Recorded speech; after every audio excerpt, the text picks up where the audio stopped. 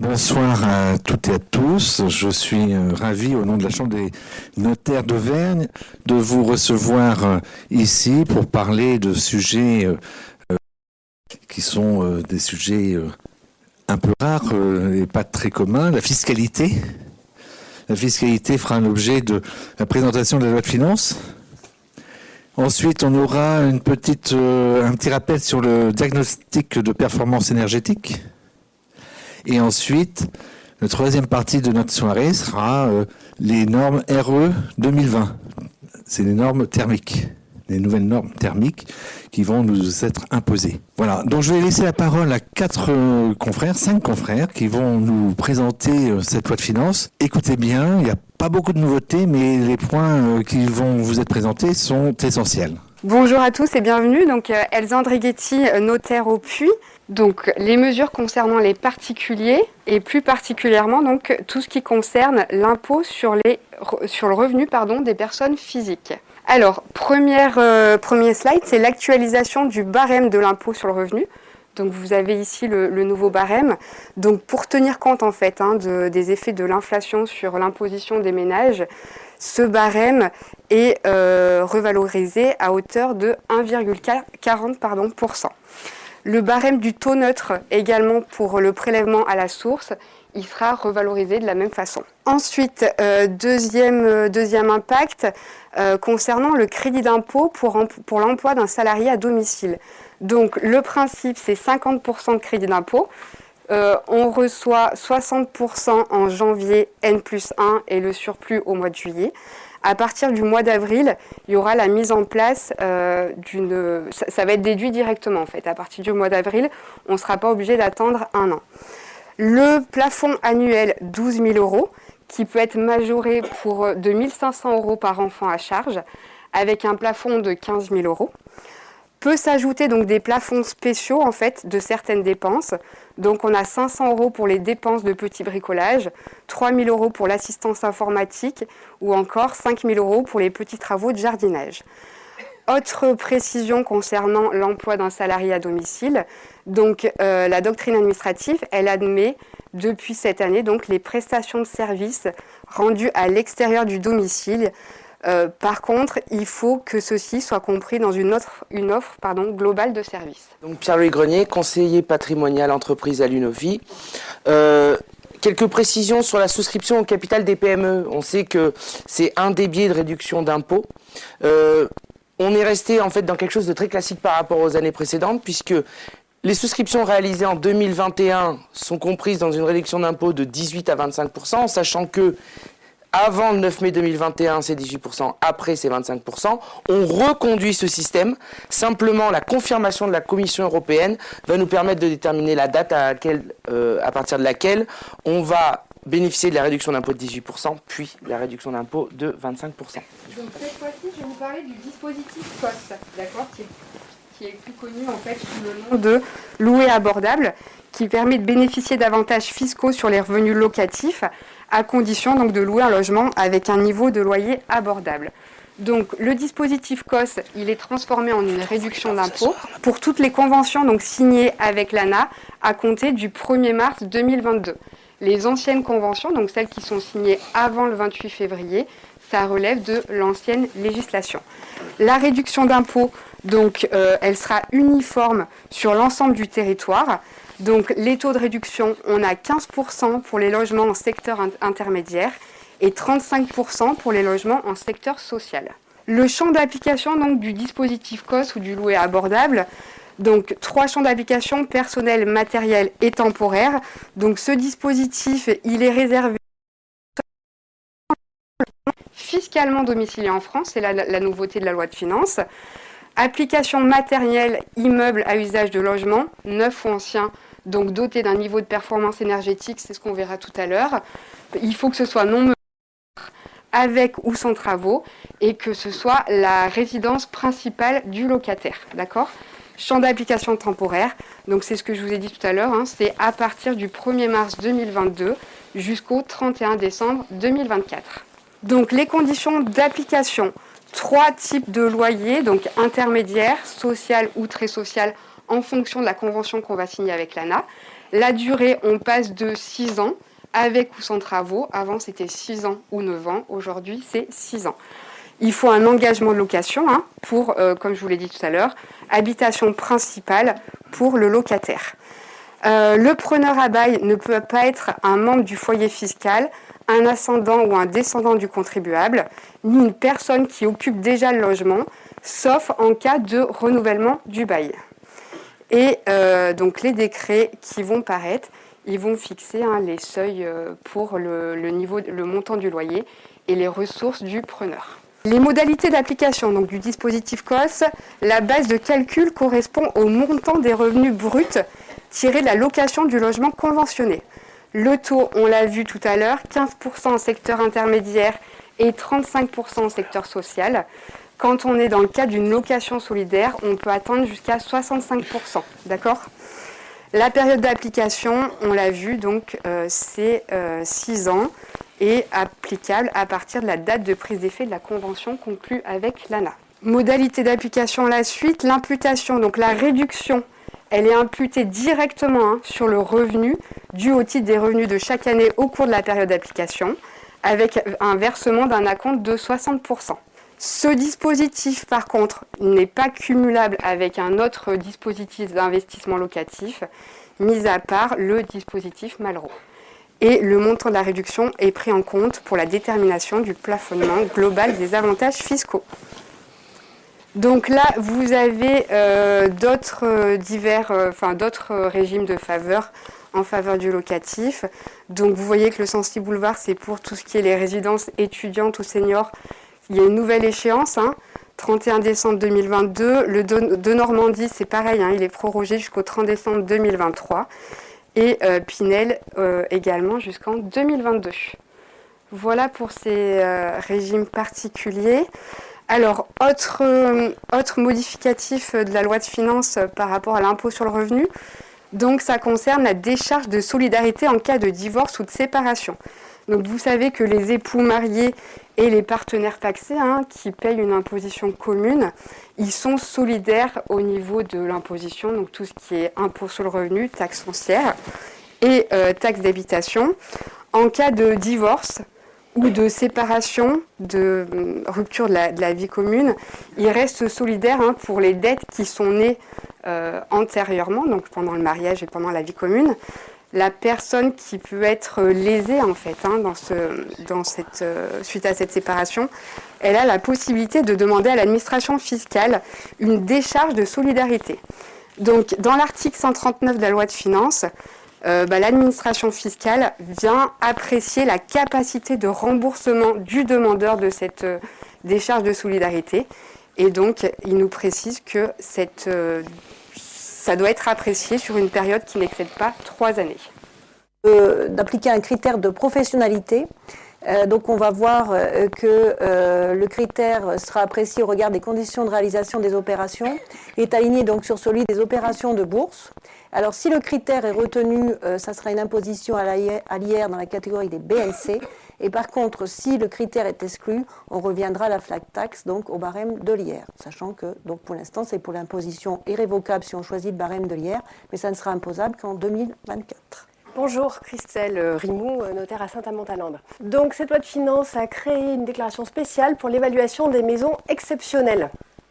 Donc les critères ne sont pas encore connus aujourd'hui ni déterminés, ça le sera par décret ultérieur. Donc toute maison exceptionnelle, château, monastère, maison classée ou inscrite devront faire l'objet d'une déclaration qui devrait être déposée le 1er juillet 2023 et permettra l'application d'un taux de 8% sur la valeur vénale. Alors a priori pour l'instant pas de sanctions spécifiques. Bon, c'est à suivre, on a peu d'éléments encore sur ce point. Bonne nouvelle, la suppression de la taxe d'habitation. Alors, ça poursuit c'était déjà une suppression, une exonération partielle à l'heure actuelle. C'est une réforme qui a été initiée en 2018. Donc, on a un allègement de 65% pour les foyers fiscaux non encore exonérés en 2022. Et la suppression totale de la taxe d'habitation au 31 décembre 2022. Donc, seulement pour les résidences principales. et pas bien sûr pour les résidences secondaires. Pour les foyers mensualisés, il est possible de demander l'adaptation sur son compte en ligne impôts.gouv.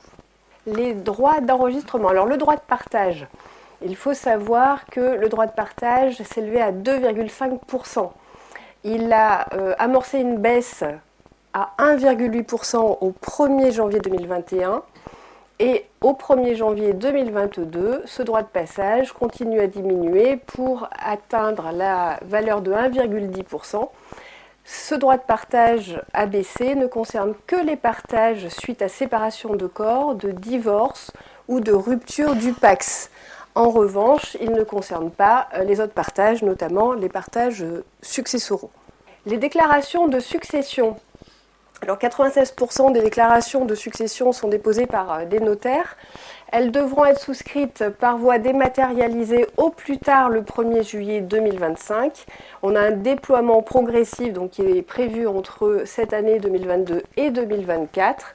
Et la copie dématérialisée devra comporter les mentions de certification de l'identité des parties et de conformité à l'original pour être enregistrée, donc à la charge du notaire qui sera mandaté.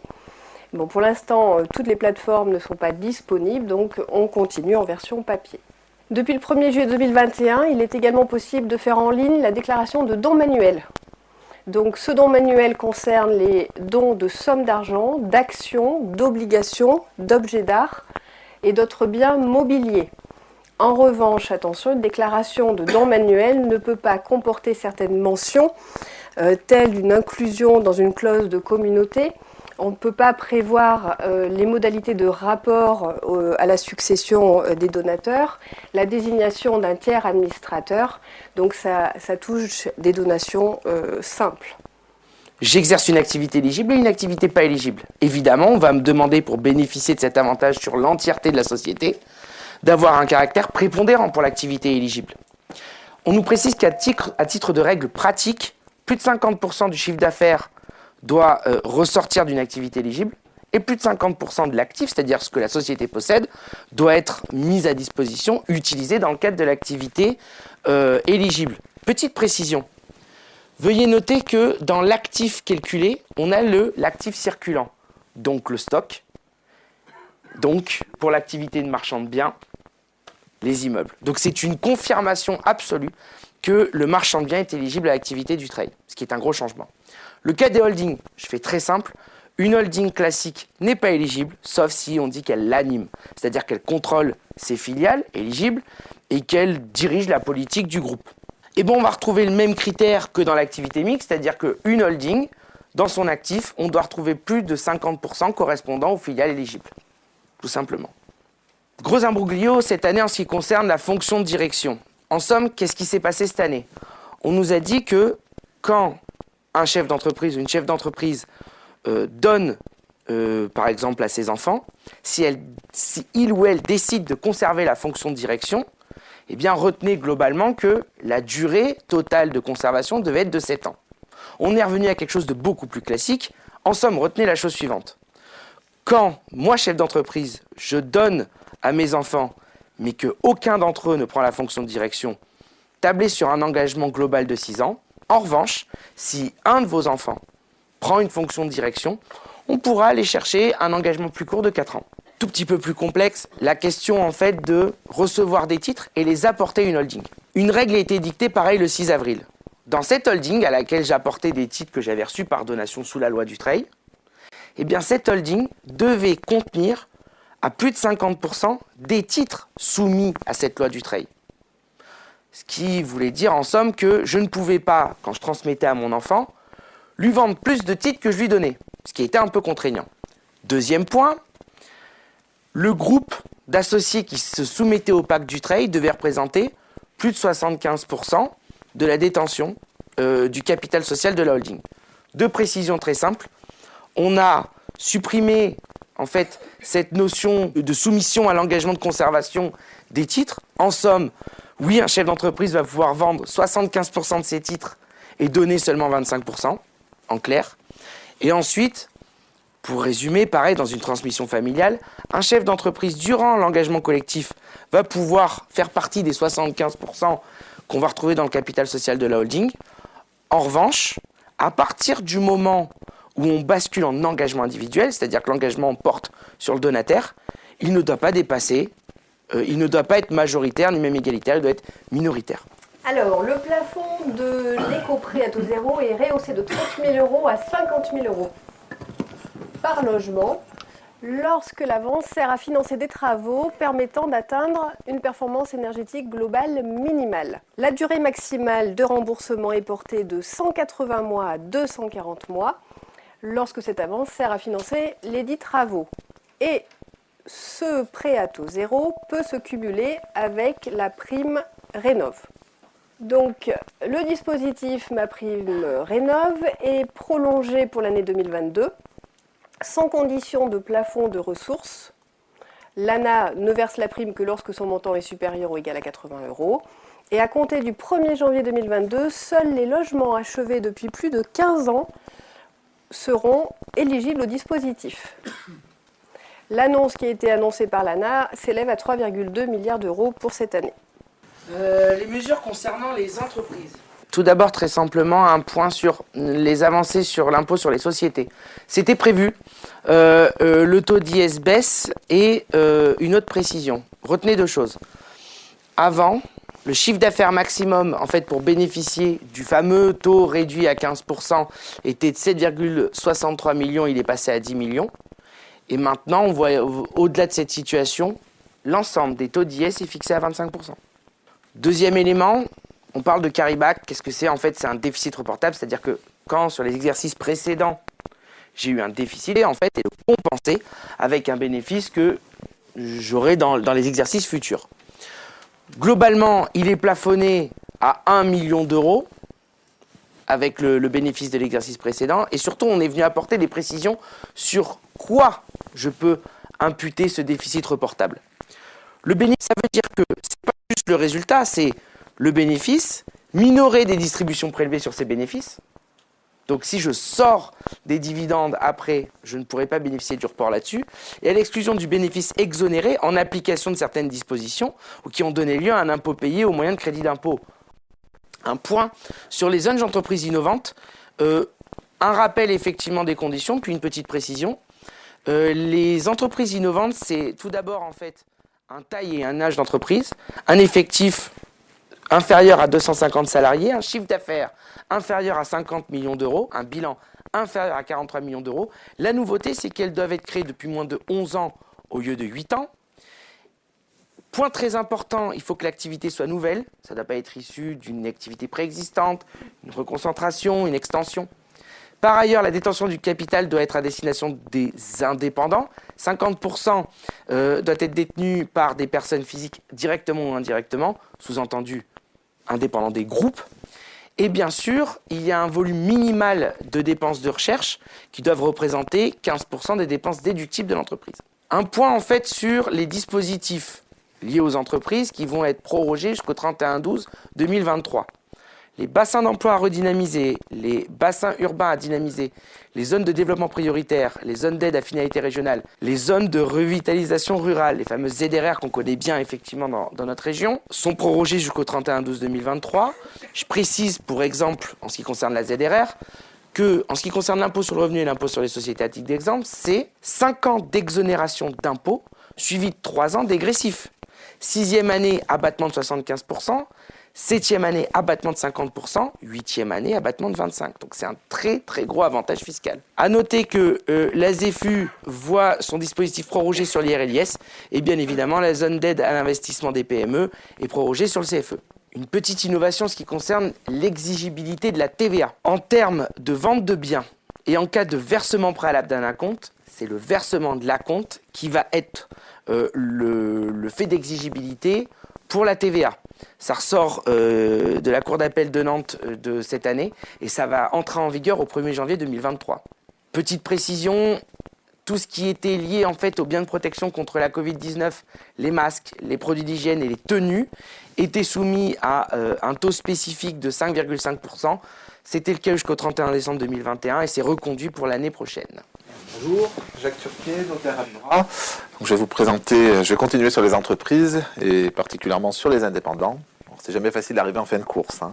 Mais bon, je vais essayer de ne pas vous perdre. Donc ce plan des indépendants, en fait, c'est une annonce du président de la République du 16 septembre 2021. En fait, il y a 2 axes qui ont été mis en place pour faciliter effectivement le statut juridique et également faciliter le statut social.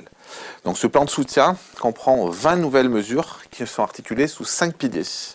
Donc on va voir le statut juridique des indépendants, on va voir dans un deuxième temps, simplifier la protection sociale des indépendants, favoriser la transmission des entreprises et faciliter la reconversion et la formation des indépendants, et enfin faciliter les démarches des indépendants. Alors, les grandes lignes du futur statut unique de l'entrepreneur individuel. Il faut savoir que toute personne qui exerce une activité professionnelle indépendante verra son patrimoine personnel protégé. Alors, ça concernera tous les entrepreneurs individuels, y compris les auto-entrepreneurs, couvrira toutes les natures d'activité, commerciales, libérales, artisanales et agricoles, et utilisera le mécanisme du patrimoine d'affectation. En fait, on connaissait ce mécanisme par le système de l'EIRL qui permet d'avoir un patrimoine d'affectation. Ce système, enfin ce régime juridique, en tout cas de l'EIRL, est amené à disparaître et le projet de loi en faveur de l'activité professionnelle indépendante a été adopté en première lecture par le Sénat en octobre et présenté début 2022 à l'Assemblée nationale, mais il ne fera aucun doute que celui-ci sera adopté. Alors, simplifier la protection sociale. Donc, il y a 6 mesures qui ont été envisagées. Tout d'abord, mieux protéger le conjoint collaborateur. On va développer cela dans un deuxième temps. C'est vrai qu'il y a beaucoup de dispositions qui ont été prises, en fait, pour protéger ce conjoint, mais aussi l'encourager à migrer quelque part sur un autre statut qui est ou salarié ou associé. Permettre la modulation des cotisations en temps réel, ça c'est un vrai débat pour les indépendants, puisqu'on voit qu'il y a du décalage sur les calculs des cotisations, qui peut créer souvent des problèmes de trésorerie pour les indépendants, et pour les entreprises en général d'ailleurs. Également, il est envisagé de supprimer donc, les pénalités liées à une sous-estimation du revenu définitif. C'est un mécanisme coercitif qu'on va développer également tout à l'heure. Il est envisagé donc de neutraliser les effets de la crise sur l'assiette des calculs des indemnités journalières, de préserver le droit à la retraite malgré la crise sanitaire et une baisse des cotisations pour faciliter l'accès par l'assurance volontaire à la protection contre les accidents du travail et des maladies professionnelles. Alors, meilleure protection du conjoint collaborateur. Jusqu'à maintenant, ce statut du conjoint collaborateur pouvait être adopté de manière pérenne. Donc la loi a prévu de limiter ce statut à 5 années pour éviter la dépendance économique et pour ouvrir la perspective à des droits sociaux supérieurs. Donc c'est une vraie avancée du statut des indépendants. On veut vraiment aller vers un statut de conjoint salarié ou un statut de conjoint associé. Alors, il y a des mesures transitoires qui ont été mises en place pour le conjoint qui aurait 67 ans au plus tard le 31 décembre 2031, puisque dans ce cas-là, il y aura un maintien possible du statut jusqu'à la liquidation des droits à la retraite. Il faut savoir que ce statut du conjoint qui a été mis en place, et surtout ce délai de 5 ans maximum qui a été mis en place, ne débute qu'à partir du 1er janvier 2022, c'est-à-dire quelqu'un qui aurait eu un statut de conjoint collaborateur depuis 10 ou 15 années, en fait, pourra bénéficier encore de ce statut pendant 5 années supplémentaires, mais à partir du 1er janvier 2027, devra adopter un autre statut. Alors, toujours sur ce conjoint collaborateur, qui est un peu l'axe de la réforme sur les indépendants, et ça c'est une vraie aussi avancée, puisqu'on reconnaît en fait le statut de concubin pour le statut du conjoint collaborateur, puisqu'aujourd'hui c'était ouvert uniquement aux conjoints ou aux partenaires de PACS, sauf dans le milieu agricole, où là, dans ce cas-là, on reconnaissait d'ores et déjà le statut de concubin. Dorénavant, ce statut est ouvert à toutes, bien sûr, les professions, artisans, commerçants ou professionnels libéraux. Pour la protection du conjoint collaborateur, il y a aussi une disposition qui a été mise en place pour le congé d'adoption, puisqu'il y a une durée d'indemnisation qui a été calquée sur celle du travailleur indépendant. Maintenant, celle-ci sera de 12 semaines d'indemnisation dans tous les cas. Et ça, cette disposition est entrée en vigueur au 1er janvier 2022.